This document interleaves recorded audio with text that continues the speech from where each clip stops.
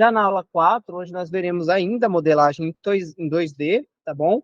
Mas agora considerando também, além de difusão, escoamentos com convecção, tá? Que se assemelha bastante com o que nós já vimos lá no sistema em 1D, tá? E farei aqui com vocês também, retomaremos a parte de inserção do termo de geração ou inserção de energia, tá bom? E aí, ao final, a gente pode até agregar tudo, mas a diferença, conforme eu vou mostrar aqui para vocês hoje, é que a gente vai tratar, então, a equação de uma forma geral, tá certo? A equação de governança, sem se preocupar se é calor, se é massa, tá certo? Se é gradiente de velocidade, de pressão, considerando possivelmente Navier-Stokes, tá? Só para a gente ver que, independente da equação do sistema que a gente vai trabalhar, então nós estaremos aí partindo e seguindo as mesmas etapas para uma análise de elementos de volumes finitos, tá bom?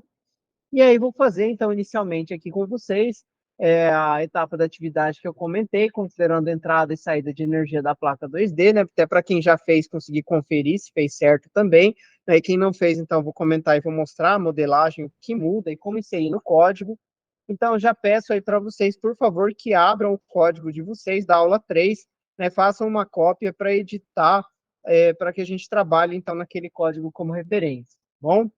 Depois veremos como discretizar e trabalhar elementos do mesh em 2D com convecção, tá? E a gente vai recair em alguns problemas similares lá com o que nós vimos no 1D para convecção, com relação à análise de Peclet, e aí a gente vai já pensar e organizar as ideias pensando em uma solução 3D, e depois a solução desse modelo 2D com convecção também, tá? Então a gente vai trabalhar isso aqui na aula de hoje, se sobrar um tempinho também, eu até trouxe já um modelo que eu quero trabalhar na aula que vem com vocês, que eu quero adiantar e explicar algumas questões com relação aqui a um sistema de escoamento com o número de Reynolds, tá? Que aí eu vou fazer uma prévia para a gente trabalhar ele na próxima aula, beleza? Mas na nossa aula de hoje, então, a gente vai finalizar, vai complementar de duas maneiras a equação do calor, pensando nela de forma geral, com relação ao que nós trabalhamos na aula anterior. Bem, vamos lá então. Bom, primeiramente, então, vamos pensar que na aula anterior a gente só considerou difusão em um sistema 2D para uma placa, tá certo? Pensando só na equação de governança do calor. Agora, nós vamos ver que no nosso equacionamento inicial, o que muda é que nós, né, queremos inserir o termo de entrada ou saída de energia com relação a uma troca térmica direta do nosso sistema com a vizinhança. Tá? Então, isso não é convecção, tá? Isso, digamos assim, é uma inserção forçada, uma remoção forçada de energia que pode se dar com o nosso sistema. E no equacionamento global, esse termo se refere àquele termo S que nós temos, né, aqui na primeira equação mostrada. E aí, para fazer essa análise sobre um volume finito, nós integramos essa nossa equação para o volume finito que nós estamos analisando, e no termo de difusão não muda nada, né? A gente segue o mesmo princípio que a gente vem trabalhando nas outras aulas, né? A parte que é à esquerda dessa equação, nós então convertemos a nossa integral de volume em uma integral de área, multiplicando pelo vetor normal, usando então o teorema da divergência, porém o termo de entrada ou saída de energia, ele vai ser ainda assim integrado com relação ao volume. Tá? E essa integração com relação ao volume, nós fazemos a integração, né, considerando essa variação infinitesimal, que quando nós integramos nos retorna um ΔV, e essa variação infinitesimal com relação à temperatura no nosso ponto, se nós pensarmos aqui em uma integral indefinida, essa integral indefinida pode nos retornar também uma constante, tá certo? E a gente consegue, então, verificar que nós podemos ter uma função de temperatura sobre o nosso elemento finito de forma linear. Tá? E a gente tem uma equação que aí nos retorna duas possibilidades de entrada ou de saída de energia. Quando essa entrada e essa saída é constante, independente da temperatura, aí o nosso termo de energia se torna apenas aqui o termo SU, ou quando essa entrada ou essa saída ela não é constante, ela depende também da temperatura no meu ponto de análise do volume finito. E aí, nesse caso, eu não vou considerar constante, nesse caso, SP não é zero, e aí eu trabalho com uma função linear para minha entrada ou saída de energia.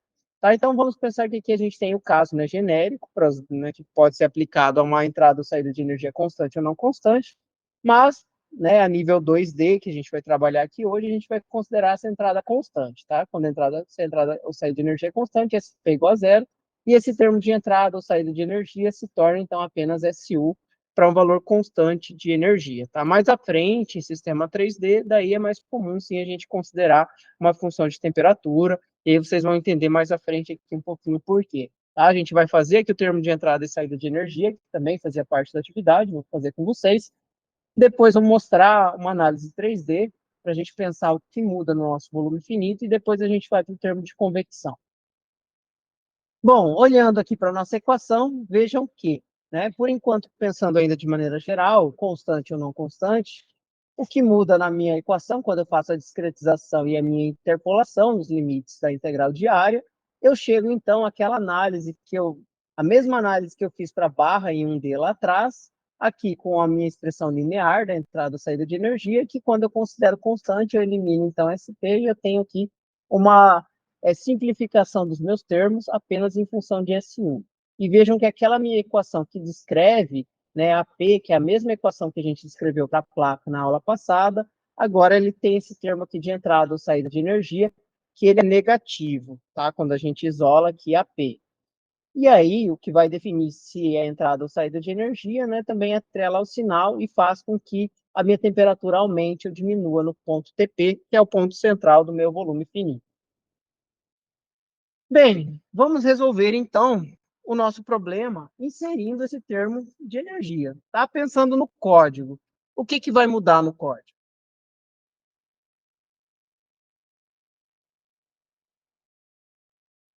Isso, lembra eu pedi para mudar a temperatura da extremidade direita? Essa era uma dos pontos que eu havia pedido para mudar, e aí a gente tem uma condição de contorno lá diferente, tá certo? Isso eu até mostrei ali no código com vocês. O que mais? Oi? Isso, inserimos a fonte de calor em dois pontos. Primeiro, eu defino a variável dela no código, lá em cima, tá? E aí eu preciso atribuir um valor para testar ela. Nós vamos testar aqui com 50 watts por metro cúbico, beleza? E outro ponto é que eu também preciso inserir o meu termo, então, aqui SP, tá certo? O meu termo, né, o SU, aqui, dependendo como eu chamei para juntar nos meus termos, na minha equação geral, tá? Para o AP que nós colocamos lá no meio do código. Tá certo? Então, esses dois pontos vão mudar, e aí eu vou resolver aqui com vocês, testando, então, a fonte de energia positiva e negativa, tá? Para a gente avaliar o impacto que isso tem na troca de energia e no gradiente de temperatura que se forma sobre a nossa placa. Bom, então vamos lá. Abram o código, tá certo? Da aula anterior, e aí nós vamos, então, fazer os dois pontos iniciais. Inserir no código aqui a nossa entrada de energia, né, a nossa fonte ou saída de energia, tá? É um source se for uma entrada de energia, né, ou um sink se for uma remoção de energia. Definir um valor ali constante para esse Q, tá? Defino as condições de contorno aqui na extremidade direita da barra, tá? E aí eu mostrei para vocês como fazer isso na aula passada, né? Eu só descomentei aqui essa maneira, que eu pego todas as linhas da minha última coluna. Como a minha primeira coluna é a coluna zero, né, no código, no argumento, então a minha última coluna é a coluna n-1. Eu defini n colunas e n linhas. Tá? Então vamos lá. Eu vou dar aí 2 minutinhos para vocês inserirem as condições de contorno e para vocês colocarem a, aqui a variável de entrada ou saída de energia. O Carlos perguntou aqui no chat, né, se vai ter um ponto fixo essa entrada ou saída de energia ou vai ser sobre toda a placa. Vai ser sobre toda a placa, tá, Carlos? Porque quando a gente escreve a equação aqui para um ponto TP de temperatura, e a gente coloca aqui, a gente coloca em todos os termos, né? A gente coloca dentro do for e J. Então, eu considero essa entrada e saída em todos os meus volumes finitos da placa. Tá certo? Não é em um ponto fixo. Se eu quisesse um ponto fixo, eu poderia, em alguns pontos fixos, né, considerar só eles e tirar eles para fora do for, e aí nos demais não considerar. Mas como eu estou considerando todos dentro do for, eu estou considerando sobre toda a placa. Beleza, Carlos? E aí a gente vai colocar esse termo aqui com a entrada e saída de energia que nós temos associado a esse termo, né, que eu vou mostrar aqui depois para vocês. Mas primeiro, então, vou deixar aí vocês definirem e já, né, vou mostrar a inserção dele ali na equação geral.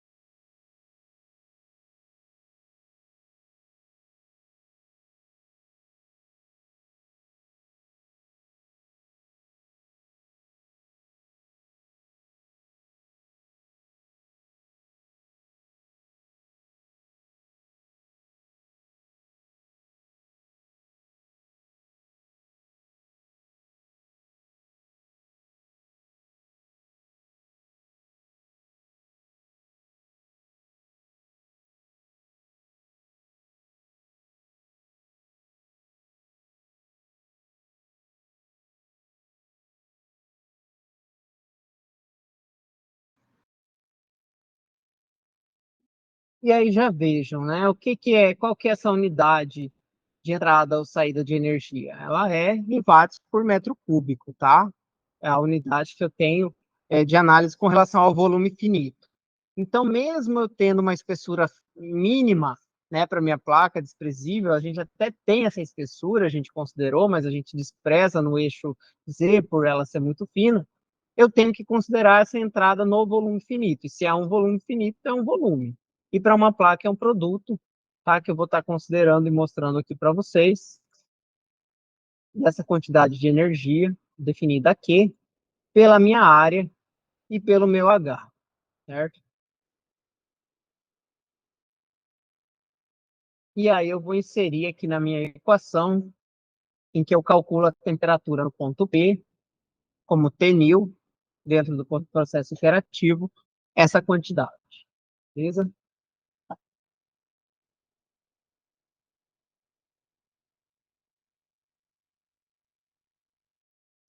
Hum,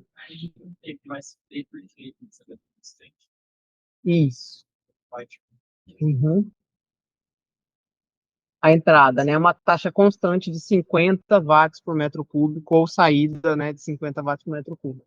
Se variasse, né, essa quantidade de energia em relação ao ponto da minha placa, se não fosse constante sobre toda a placa, eu teria que considerar como uma função. Aí eu poderia ter em diferentes pontos aqui também, diferentes valores de entrada ou saída de energia. Professor, diga. Você colocou ali como 2 pontos, vírgula, menos n menos um. Eu tinha feito só como menos um para ele entender a extrema direita. Tá certo? É a mesma coisa, colocar n menos um ou só menos um. Ele não entendeu a linha como não, primeiro argumento? Não, entendeu. Eu queria saber se a questão do programa, ele n menos um ou só menos um é a mesma coisa. Coloquei só menos um. Aqui dentro do argumento da temperatura. Isso. Você colocou 2 pontos, vírgula, n menos um. Isso. Eu coloquei 2 pontos, vírgula, menos um, para ele entender o ponto. Sim, o Python entende essa lógica também, João. Quando a gente coloca menos, ele pega com relação ao meu último elemento, né, definido para aquilo. Então, menos um também é uma linguagem que se refere, nesse caso, ao nosso último termo. Ah, tá. N menos um, ou só menos um tá certo. Isso, ele entende da mesma maneira. Certo? Muito bem. Até comentei, acho que algum outro código a gente já usou também, isso então, eu também a gente interpretou. Certo. E aí, todo o restante tá igual, equivalente, tá certo? Temos aqui o processo iterativo, o cálculo do erro, a atualização do erro, tá bem? Temos aqui até que, né, o erro seja menor do que a nossa tolerância, nosso epsilon estabelecido, tá? Todo o código para plotagem da nossa solução, do nosso resultado, e vejam que todo o nosso gradiente de temperatura ele está deslocado aqui para a direita, tá? Da minha placa para a direita e para cima, que são as extremidades onde a temperatura é maior.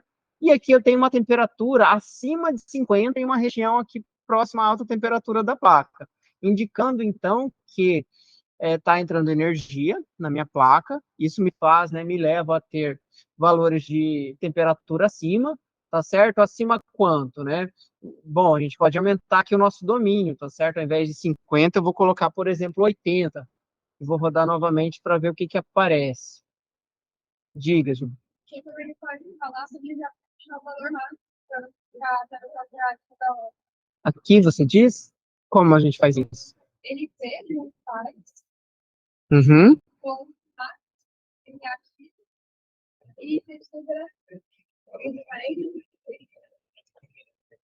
sim? Certo. Obrigado, Giovana. Não lembrava disso.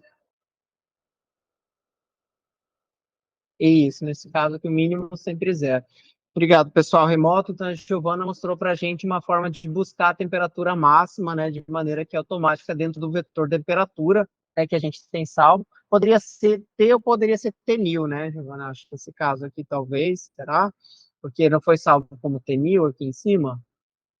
Ah, não, a gente salvou o T, né, copiando de Tnil. Então, tá certo, né? Pode ser o T mesmo, mas não sei se daria diferença. Vocês podem testar se vocês quiserem. Por exemplo, o T underline mil, só para ver, de fato, se ele reconhece ou não. Ainda deu até uma pequena... Bom, Não sei se deu igual ou deu diferente. Só que o D deu a mesma coisa. É a mesma coisa, né? Então é porque a gente acaba sobrepondo T por T né? Então os dois dão certo. E aí vejam então que eu tenho um ponto da minha placa que chega, né, a bater aqui aproximadamente quase 70, né, graus, e que aí as minhas extremidades estão ainda naquele patamar de 50 pela coloração e toda a região aqui mais fria, porém ainda mais quente do que aquela da solução original que a gente obteve só da difusão, porque a gente tem saída de energia, tá certo? Então se eu tenho uma fonte quente próxima à minha placa tende a aquecer, a esquentar, tá? Bom, um ponto interessante também, pessoal, que eu queria corrigir aqui com vocês, é que na aula passada eu comentei e falei da gente trocar a nossa escala de cores, né, a nossa paleta de cores com o comentário que a gente coloca, né, aqui no final da nossa declaração do código. Tá? Eu até olhei com os meninos depois da aula e a gente tinha lá o método padrão, que ele fazia a escolha dessa paleta aqui. Como que era o nome dessa paleta mesmo, Len? Vids, né? Acho que era essa daqui. E aí eu falei da Magma, outras paletas, né? E eu achei que pela numeração que ele trocava a paleta, mas não, eu olhei depois dessa numeração, ó, é o número de pontos que ele faz a divisão aqui da minha escala de cores, tá certo? Então, se eu coloco mais, ele vai pegar mais intervalos de cores, se eu coloco menos, vai pegar menos para fazer a escala aqui. E aí a paleta em si, eu tenho um comando aqui, depois que eu coloco no próximo argumento, e aí isso se torna. Você tem ainda, né? Salvo aí? Pode passar, por favor. Aqui, ó.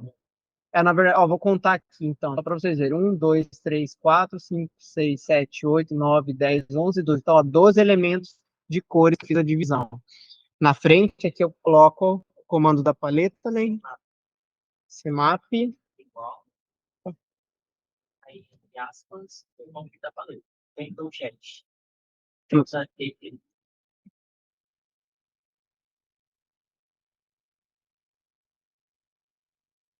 Isso. Vejam, para troca térmica, né, é uma ótima paleta para representar pontos quentes e frios, tá certo? Então, muito obrigado, Len, tá certo? A gente consegue, então, verificar e adicionar a paleta com esse outro argumento aqui à frente, tá? Fiquei curioso depois de pesquisar, né, e aí, então, trouxe aqui para corrigir para vocês.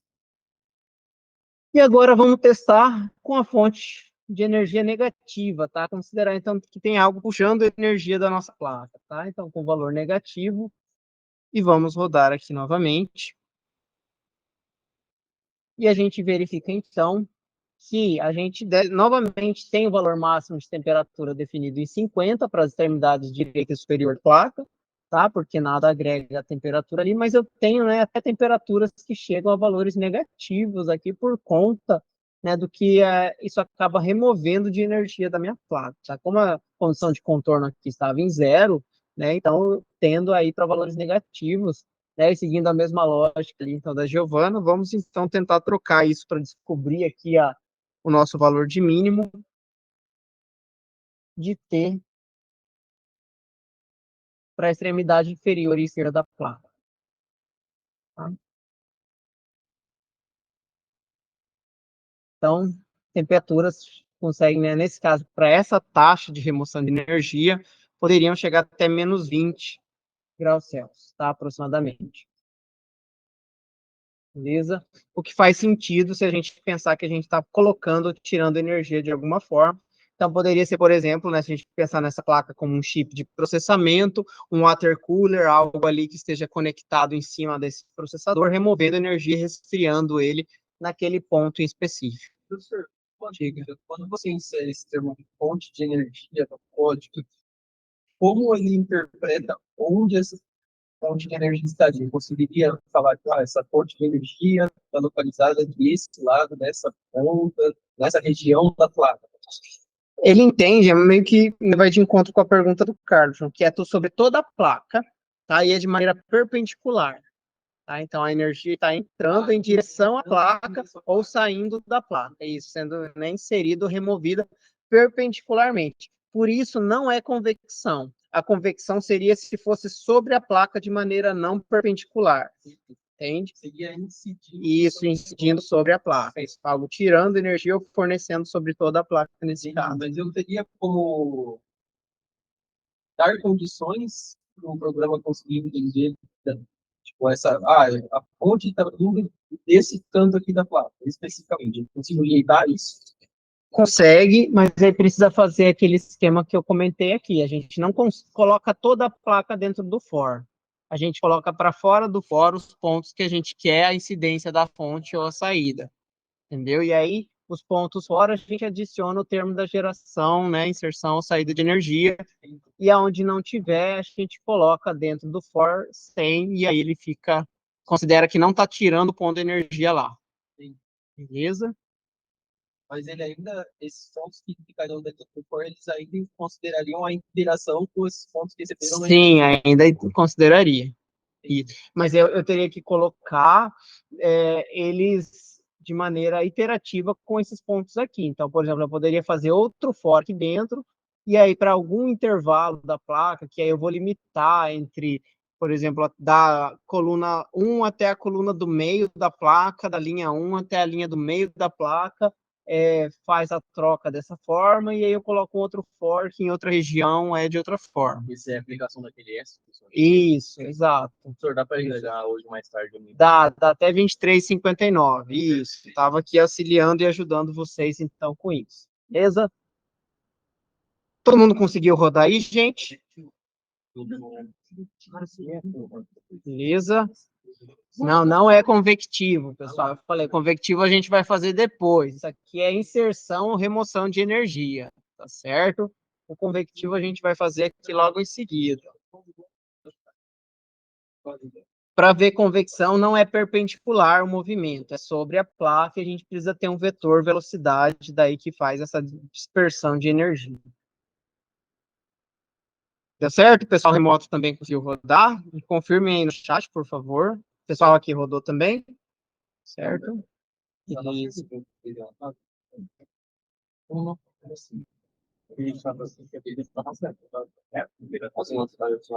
Isso, então quem não finalizou a atividade, né, aproveita e finaliza, organiza tudo certinho e encaminha, né, lá no Moodle, por favor.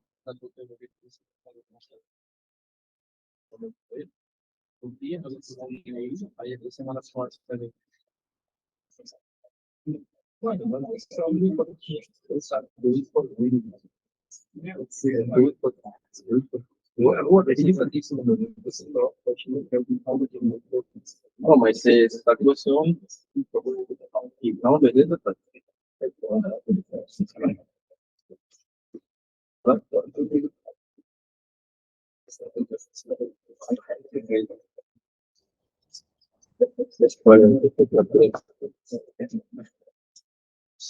Uma acessibilidade secundária, tá? Não,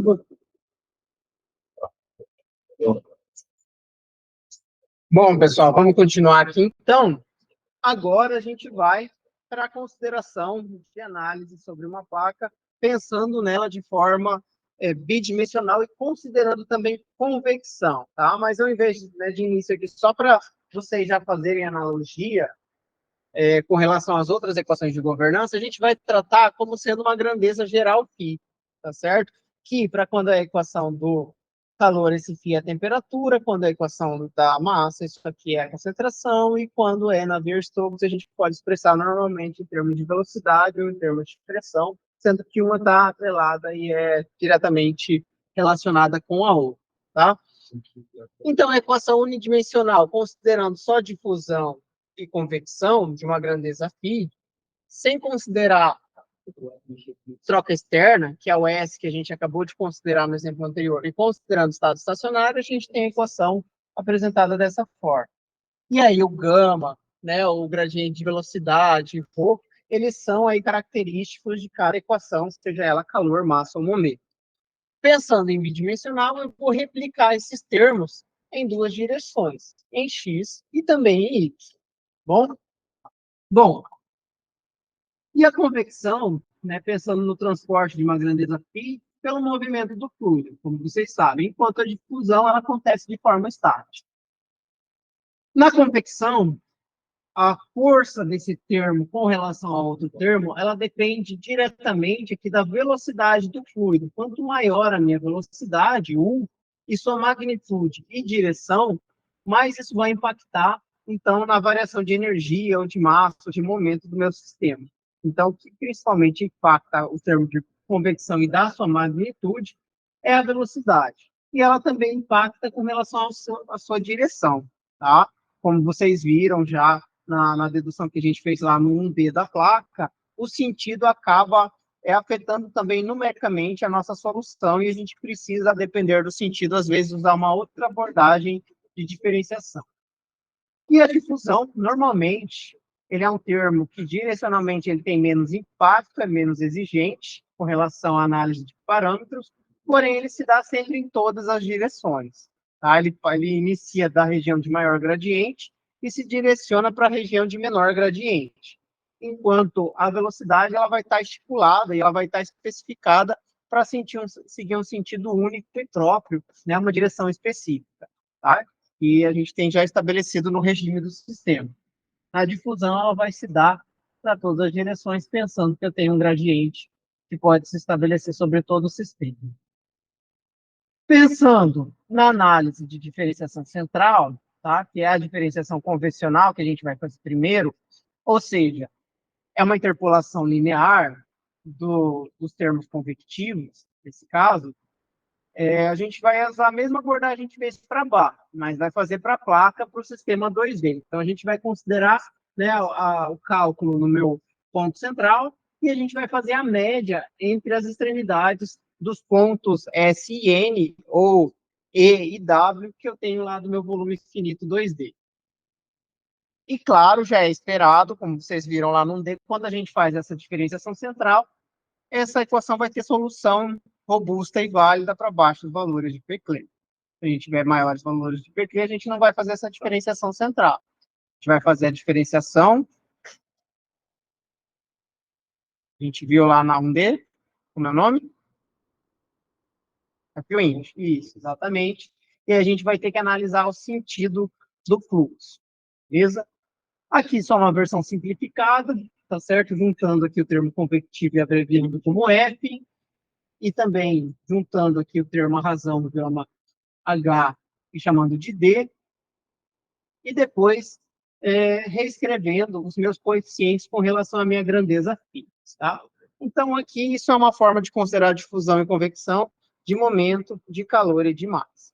Tá? Então, a dedução é a mesma, vai mudar quem é meu gama, que, por exemplo, na equação do calor, quando a gente for analisar, é a nossa difusividade térmica, vai mudar quem é aqui, no caso da minha equação do calor, o meu π vai ser a temperatura, tá certo? Vai ser as grandezas que eu estou considerando. Na equação da massa vai ser a minha difusividade mássica, então assim por diante eu vou ter diferentes parâmetros, né? O H também, para análise de temperatura é um parâmetro, para análise de massa é outro, então a gente simplesmente vai reescrever e substituir esses parâmetros.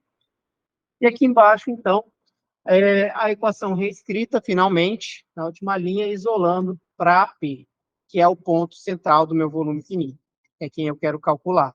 Lembra quando a gente fez a análise aqui do volume finito? Então, meu ponto P é o meu ponto central, de quem eu estou analisando, nesse caso, a temperatura, mas em outros casos pode ser a concentração, ou velocidade, ou pressão.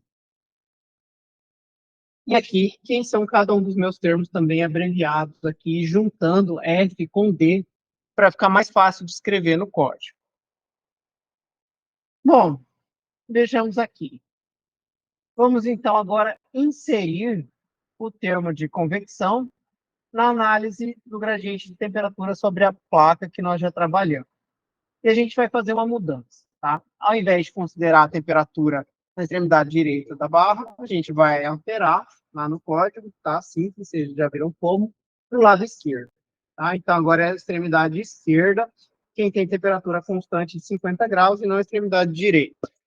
E vamos considerar uma velocidade de escoamento que nos gera convecção térmica, nesse caso, de 1 metro por segundo, no sentido X e no sentido Y. O que quer dizer isso?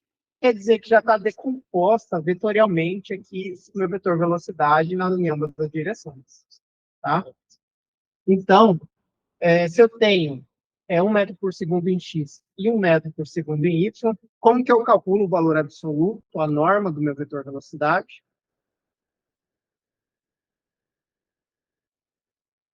Quanto vai valer?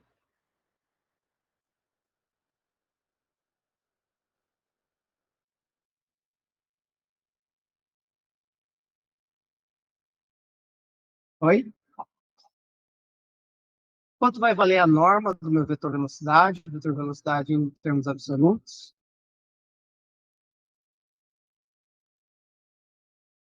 Pensando que ela é igual, tá, no sentido x e y, eu já sei que meu vetor velocidade original, sem ser decomposto, ele vai ter um ângulo de 45 graus. Aqui é como se eu tivesse, então, um escoamento nesse sentido sobre a minha placa, tá certo? Aqui da região inferior esquerda para a região superior direita.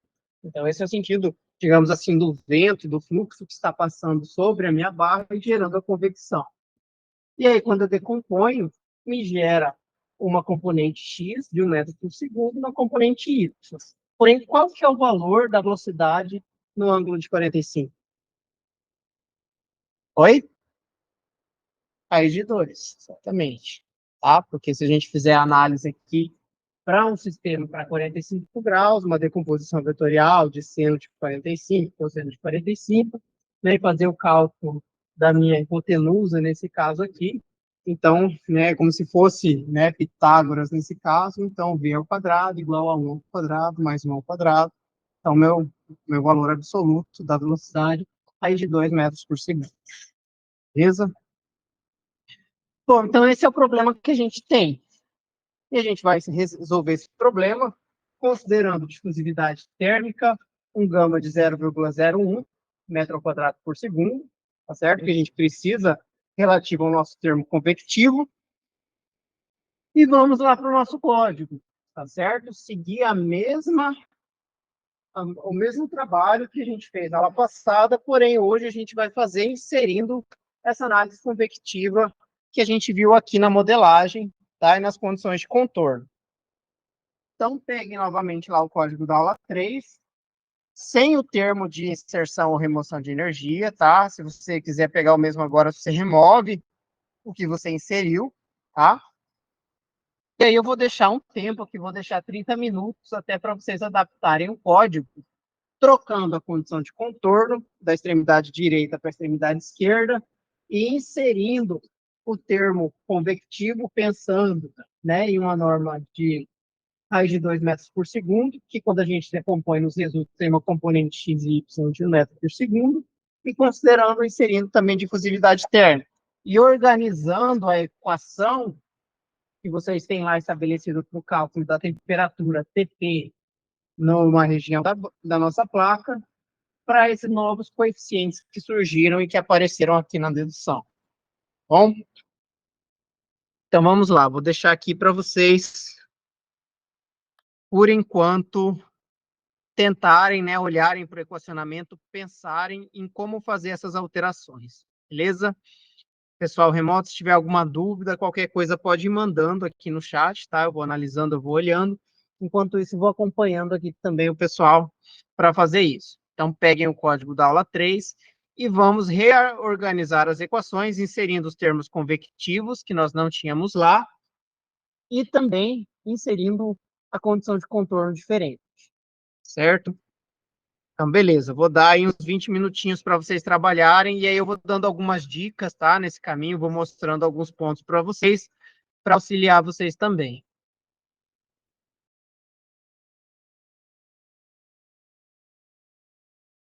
E também, pessoal, eu inseri aqui, tá? Faltou colocar a densidade, 1 quilograma por metro cúbico, igual a gente fez com a barra lá atrás, né? Só para também deixar tudo nas dimensões, né, corretas, né? E substituir todos os termos, se vocês quiserem depois.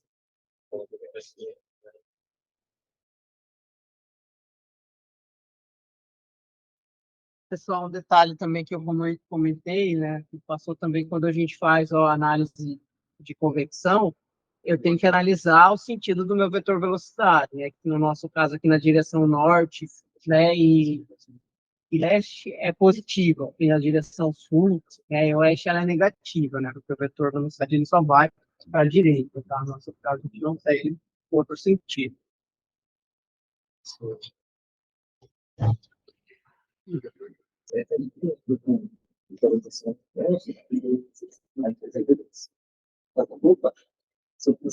Bom, pessoal, vamos lá aqui, a definição das variáveis. Então, gama, U e ρ, tá? E aí já fiz aqui também, ó, o cálculo de Peclet, que a gente vai, né, buscar lá no final. Primeiro vai resolver, né? Porque é uma velocidade de escoamento baixo. Tá? Aqui para a gente, é um escoamento baixo. Professor, eu vou dizer, 0,01. Tem razão. Deixa eu trocar aqui. Isso.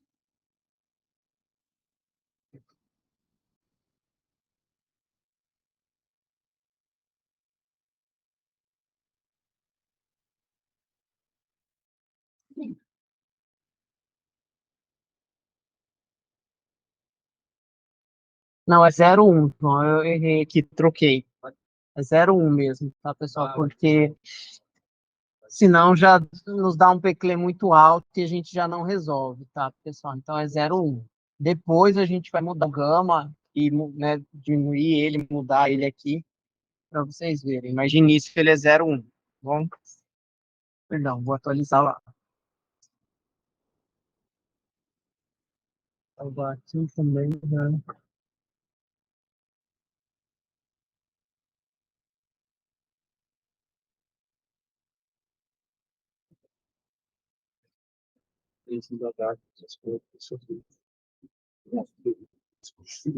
E agora inserir lá nas equações, né? Vou deixar mais um pouquinho aí vocês pensando, quebrando a cabeça para inserir, e aí eu mostro para vocês. Ó, outro ponto, então aqui eu defino a minha condição de contorno na extremidade esquerda, tá certo? Então todas as linhas da minha coluna zero, tá certo? E dessa forma, então, eu fico com a temperatura na extremidade esquerda igual a 50 e em cima também igual a 50. Na linha zero, todas as colunas.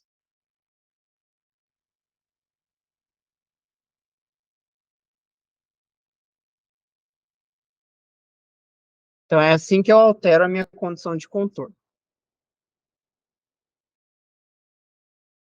Ó, pessoal, já estou mostrando aqui a solução do perfil, tá? Mas aí eu vou depois voltar nas equações só para vocês conferirem se vocês estão acertando, se vocês estão fazendo certo. Então, como eu comentei aqui, né, não há mais um perfil simétrico, né, aqui na região superior esquerda, né, há um deslocamento para a direita e para cima, o que faz sentido, que é o próprio sentido da velocidade e do escoamento sobre a placa, tá? Então, confiram aí. Só para ficar mais coerente também, vamos inserir aqui a nossa escala, C, CMAP JET, sim? Não é NP, ponto CMAP? Não, é só CMAP, né? Para a gente trocar a paleta e deixar aquela paleta de temperatura, né? Legal.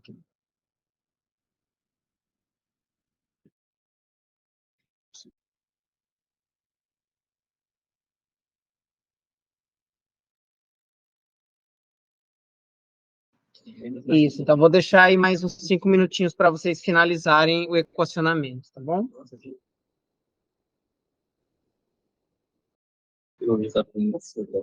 Bom, pessoal, vou subir aqui, então, só para vocês conferirem, tá certo? Que no nosso equacionamento nós inserimos, então, aqui o nosso termo difusível e convectivo, lembrando do sinal com relação ao termo convectivo, está certo? Que muda aqui os nossos coeficientes AE, AW, AN e AS dentro do nosso código, certo? Então, a gente tem essa nova formulação para os coeficientes, que é o que a gente deduziu e o que a gente observa quando a gente coloca em evidência, né, os coeficientes de Fick, são as nossas temperaturas nos pontos do volume finito, e verifica aqui, então, o que a gente obtém, tá? Então, simplesmente é isso que a gente muda e troca aqui dentro do código. Vou deixar aí 2, 3 minutinhos para vocês conferirem, rodarem e ajustarem aí o código de vocês, beleza? Ó, o pessoal comentou aqui, ó, que já é um começo, né, de talvez assim, nessa região aqui do perfil, talvez de uma análise de um comportamento que está sendo um pouco distorcido por conta, possivelmente, ali do número de Peclet e da convecção, mas é algo mínimo que a gente, nessa escala, né, nessa divisão que a gente fez, a gente não percebe muito bem. Mas quem já resolveu, testa. Ou aumentar o valor da convecção. Para aumentar o valor da convecção, a gente pode ou reduzir o gama ou aumentar o U. Isso aumenta o número de Peclet, aumenta o efeito convectivo sobre o efeito difusivo, e vocês conseguem, assim, já verificar o que muda no gráfico. Vocês vão começar a perceber que a solução ela começa a se tornar estranha, distorcida, e perde a sua validade pela diferenciação central, e aí a gente vai precisar aplicar a diferenciação upwind, tá? Diga, Vitor. Uma pergunta associada por causa das funções que a gente aplicou, porque pode ser o começo da célula, que seria entrar com essas pela matriz 50-0, e por causa disso que distorce. Pode. Nos outros casos também estava com essa distorção. Pode ser também, Vitor, mas nesse caso, se não é por causa da condição de contorno, é por causa do número de elementos, tá? Que aqui ele já, quando a gente passa daqui para cá, digamos, a gente perde uma suavidade que a gente teria com mais elementos na robustez da nossa solução. Então, você pode colocar, ao invés de 21 pontos, tentar colocar 51 pontos, né? Testem aí, coloquem 51, coloquem 81 pontos e vejam se essa suavidade melhora e a solução se torna melhor para vocês, tá? Então, vou deixar mais um pouquinho aqui para vocês finalizarem. E aí a gente vai rodar aqui com algumas condições adversas para verificar o comportamento do efeito convectivo na placa.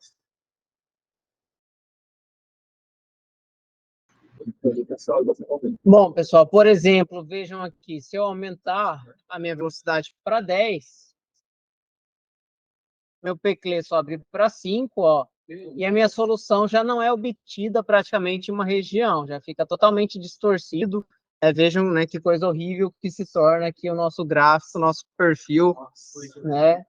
A gente não consegue resolver a nossa equação de forma numérica aqui com valor autoconvectivo, porque a diferenciação central perde muito a precisão. Tá? E aí, também já fica, então, a atividade para a próxima aula, vocês inserirem 2 elementos aí nesse código de vocês. Primeiro, converter de diferenciação central para diferenciação upwind. Tá lá no Moodle, tá? Isso que eu estou falando depois, para vocês conferirem. Que é inserir aquelas possibilidades, né, aqueles ifs, aquelas condicionais, de acordo com o sentido do fluxo, para calcular o termo convectivo, tá certo? E também inserir o termo de geração, remoção de energia, igual vocês fizeram anteriormente, e aí o código de vocês vai ficar completo. Difusão, convecção, entrada ou saída de energia, para qualquer valor de Peclet.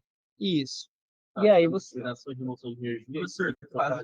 Isso. O valor de Peclet nessa situação para 81 pontos, ele fica muito alto para o sistema numérico conseguir resolver. Seria isso? 81, vocês resolveram com 81? Não, não é com 81 que ele não resolveu, foi com a velocidade alta. Ah, tá. É porque com 81 não rodou até agora. Não, com 81 ele só vai demorar. Ele vai demorar porque são muitos pontos. Tá, isso que não rodou. É porque como não rodou aqui, eu não sabia. Isso, não chegou. Ele vai rodar, eventualmente chega. Isso aqui é com velocidade alta. Eu aumentei de 1 metro por segundo para 10 metros por segundo, tá? Aí eu sendo maior, Isso. só o modelo numérico não é capaz de encontrar. Isso, modelo numérico pela diferenciação central. Pela diferenciação upwind, né? Ele vai resolver. Aí a diferenciação upwind, que é o que a gente vai implementar, ele permite essa maior amplitude de número de Peclet. Isso, lembra, porque daí ele leva em consideração o sentido do fluxo, coisa que a diferenciação central não leva, e aí gera esse problema na solução. Ó, aqui eu já aumentei um pouquinho o Peclet, e a solução já se torna um pouco, né, bem menos suavizada e mais quadrada, né, se a gente olhar aqui os pontos da nossa análise, para um Peclet igual a 1,5. Para 0,5 ele rodou certinho, para 1,5 ele já ficou esquisito, né? Mas ainda assim deu um perfil para a gente. E para 10, né, ele não resolveu. Então, eu, né, consigo analisar que a validade do meu sistema tem um certo limite do número de Peclet. Tá? Para um Peclet baixo, uma convecção baixa, a diferenciação central ela funciona e resolve. Diga. Não era para ficar 81 pontos só. Vamos rodar aqui. Eu vou colocar para rodar 81 pontos. Espera aí, o que eu mudei aqui que diminuiu tanto meu PCLE? Olha.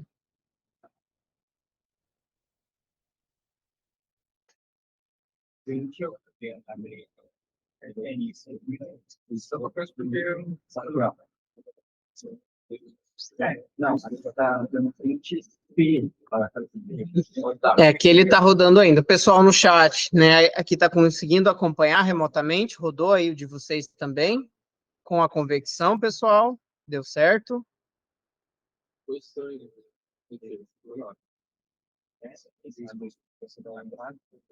Sim, a Ana disse que sim. Vou aguardar aqui um pouquinho, tá? Rodar com 81. E aí depois a gente vai aqui para outra etapa. Então, enquanto roda, tá? Eu coloquei aqui então na atividade, ó.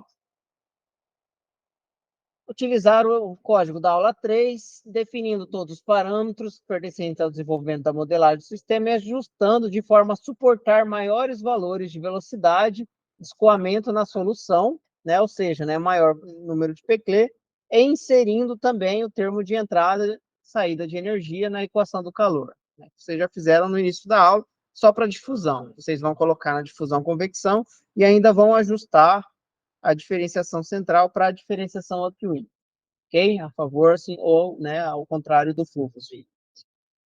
Então, essa fica aí a atividade da mesma forma, né, entregando a atividade 3, vai valer 80% da nota da atividade 2, e essa atividade 4 aqui, os outros 20%, né, da atividade avaliativa 2 que vocês vão entregar.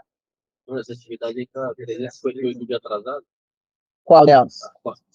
A 4 não, a 4 é para a semana que vem. Não, Não, seja. Ah, não. Ah, ela está errada aqui a data de entrega. Obrigado sobre isso. Eu vou corrigir já. Coloquei 10 de abril de 2023, né? 10 de abril de 2024.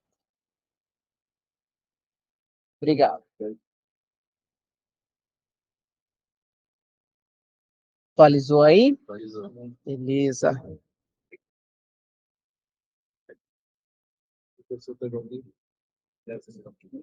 O Zenaldo falou que o dele não rodou, o meu ainda não rodou também, tá? Com N81, pessoal. Então, acho que talvez o grid, a malha fica muito grande e vai demorar um pouquinho mesmo aí, talvez. Foi? 5 minutos rodou? Bom, vou deixar mais um pouquinho aqui, tá, pessoal? Enquanto isso, pessoal, enquanto roda aqui com 81, baixem, por favor, o exemplo da aula 5, tá? Eu coloquei lá no Moodle para vocês. Na aula 5, eu coloquei um material, só por enquanto, que é um código que a gente vai trabalhar na próxima aula, ali para aquele escoamento de Reynolds, num problema clássico conhecido, né, como problema de Letts e Boltzmann, tá certo? E eu vou explicar, vou mostrar para vocês. E aí sim vocês vão ver uma simulação que demora para rodar, tá bom? Acho que hoje eu coloquei às 9 da manhã, às 2 da tarde terminou ali no computador. Sim, como você falou que o seu também não rodou com 81, né? Que o Fabrício falou que o dele rodou, demorou uns 5 minutos, mas rodou. Aparentemente agora rodou. Ó, agora rodou. Parece que agora sumiu aquele efeito, né, que nós tínhamos aqui. Então, realmente, o número de grids, né, de pontos do grid, que era o que atrapalhava a gente enxergar uma boa solução. Até no olho, né? Se você olhar no olho e pensar que aqui divide em 10, né, aqui divide em 5, né, você meio que consegue ter uma estimativa de onde vai estar cada ponto do seu grid. Já 81, não. 81 é tudo bem pequenininho, né, pixelado, você não consegue enxergar exatamente onde que altera e move isso. Por que eu tentei com Antes a gente estava trabalhando com o padrão de 21. Eu, né, comentei, a gente definiu 21 porque a gente queria 20 intervalos. Então, para a gente ter 20 intervalos, a gente pega 21 pontos. Para a gente dividir, né, 10 intervalos para a direita, 10 para a esquerda. Isso, no número de intervalos que eu queria. Como eu queria 20 intervalos, eu estipulei 21 pontos de grid para a construção da matriz. Então, assim, por padrão, se a gente quiser aumentar ou diminuir, né, acabaria ficando por praxis sempre bom colocar alguma coisa em 1. Porque esse 1 a mais é o que me estabelece um inteiro múltiplo de 10, nesse caso aqui, que fica interessante de analisar a resposta. Mas o comprimento da barra é sempre a mesmo 1 metro para a direita e 1 metro para a esquerda, não muda. O que muda é a divisão, né, o número de pontos que a gente tem.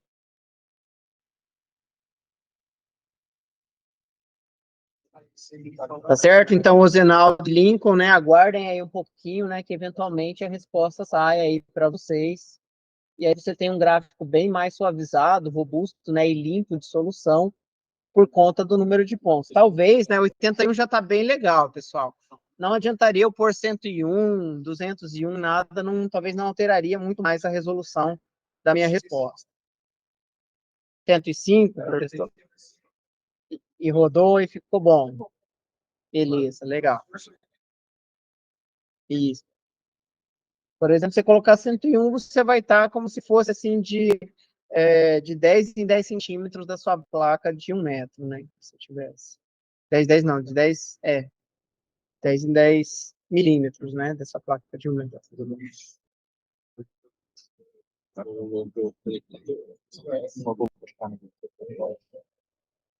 Bom.